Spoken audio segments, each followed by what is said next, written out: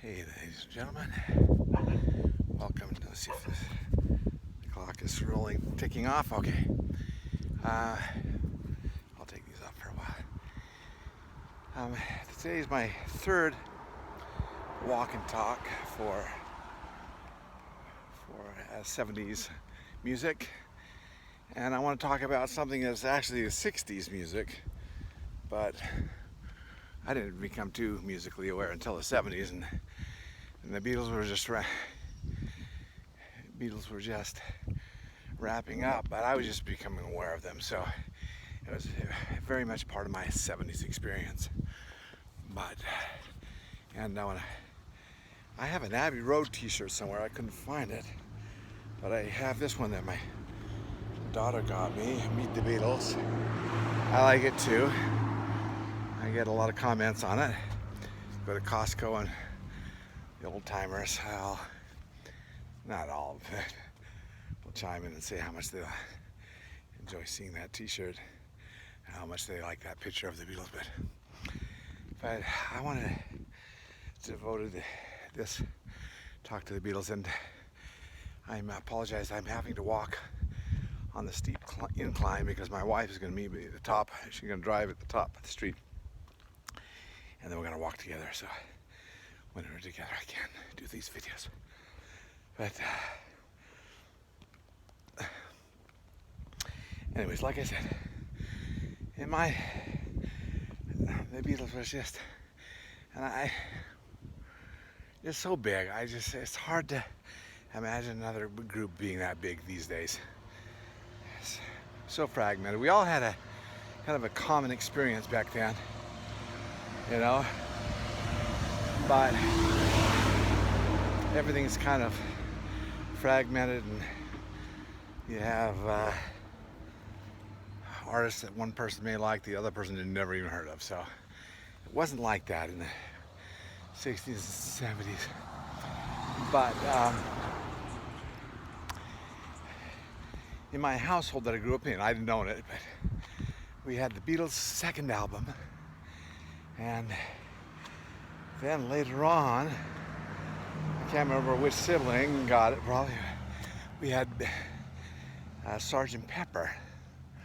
I think those were the only two we had.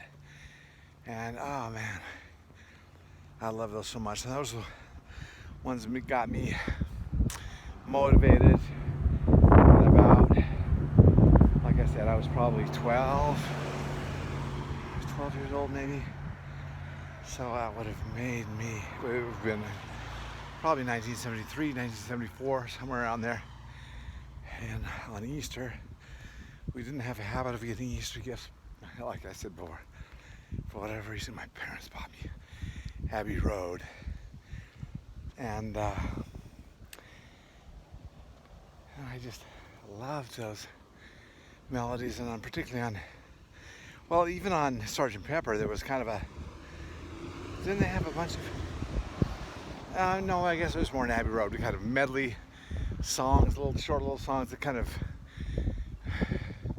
merged together into one big song. So, Meet Mr. Mustard, and let's see, what's the one? Yeah, took the bus in seconds flat. Made my way downstairs and had a cup. I was that dough and I was that was late. Da da da da da da da da. And it's just so darn creative. And particularly, well, I mean, all the Beatles kind of learned a knack for it, but I mean, Paul McCartney team, I guess they mostly teamed up on the lyrics, but the actual melodies were, when it was billed as a Lennon McCartney song, I'm not sure about this, but I think most of the melodies were Paul's. But I'll tell you what, you know how hard it is. Has anyone tried to write a melody and tried to make it catchy, a catchy tune, and then write the lyrics to it? Oh my gosh. I tell you, have not done a lot of that, but what I have done has been very frustrating and very hard to come up with a catchy tune. It's so difficult. Well, one thing I did do, it was more of an exercise for me in music writing to understand the mechanics of it, but I took a famous tune called My Funny Valentine.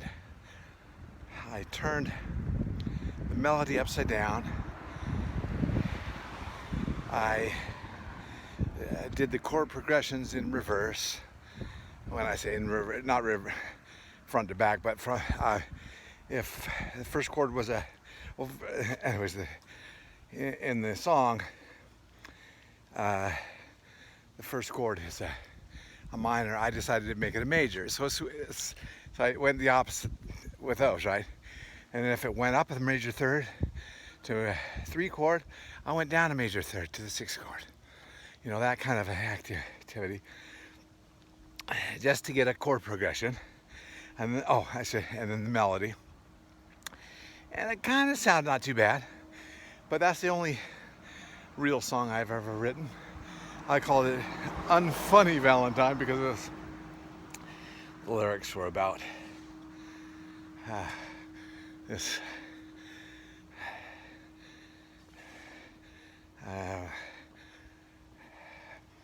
don't know, love affair from afar, and it was very unfunny to this person, or something to that effect.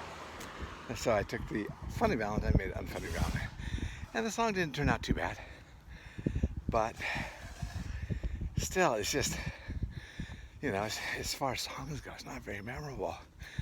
I mean, the words, the lyrics, I remember flying with a fellow flight attendant who in her spare time did some songwriting down in Nashville, and it actually had, I think, sold her a couple songs in Nashville.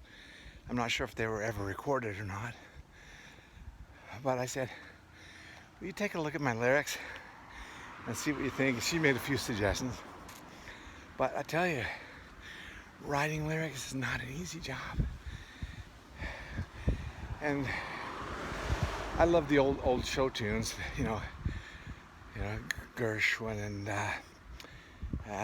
Cole Porter and all those songs. And if you look at those, the lyrics are just fabulous. Fabulous lyrics.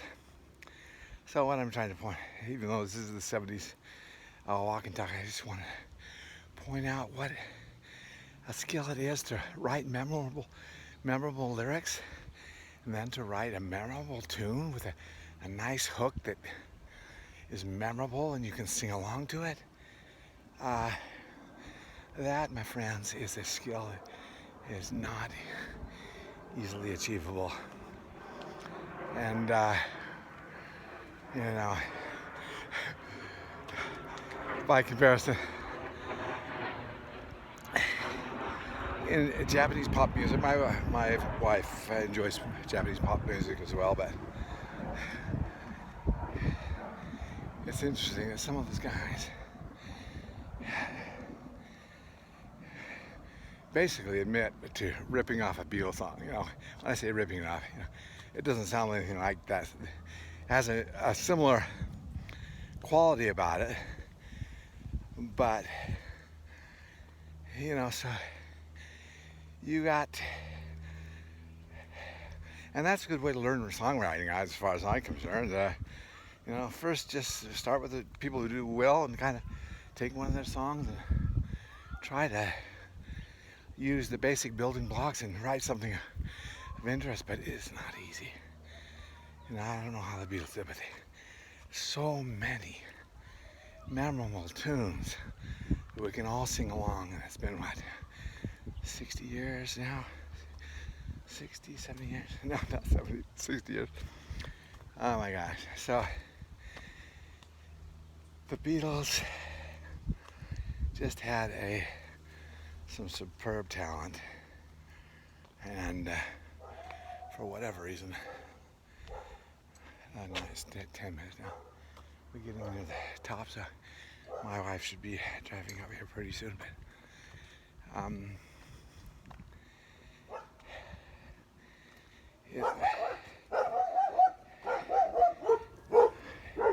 okay, happy dog, and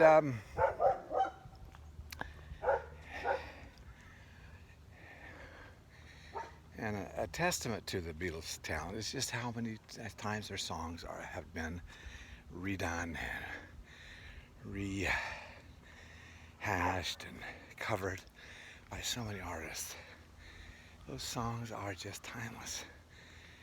Burt Bacharach is another one as far as a songwriter goes, but you can almost hear a Burt Bacharach song by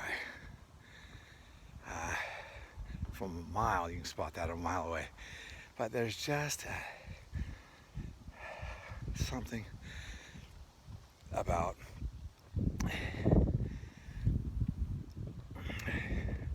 anyways, the Beatles are good at it. So and then while I'm at it, I'll just put in a plug for one of my favorite movies. I haven't seen it in a long time, but That Thing You Do, you remember? Tom Hanks made a kind of a Beatles. It was a band in Ohio or something like that.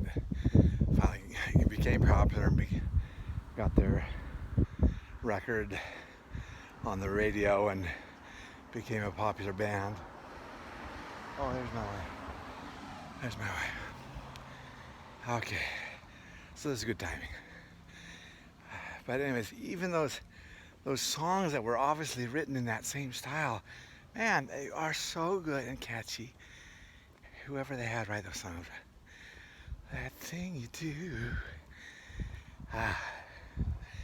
Remember that? That was such a fun movie.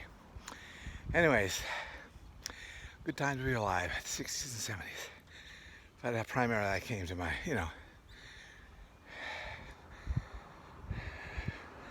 my teens in the 70s and enjoyed it so well. All right, well, I'll sign off and I'll go meet up with my wife and finish our walk. Thank you very much.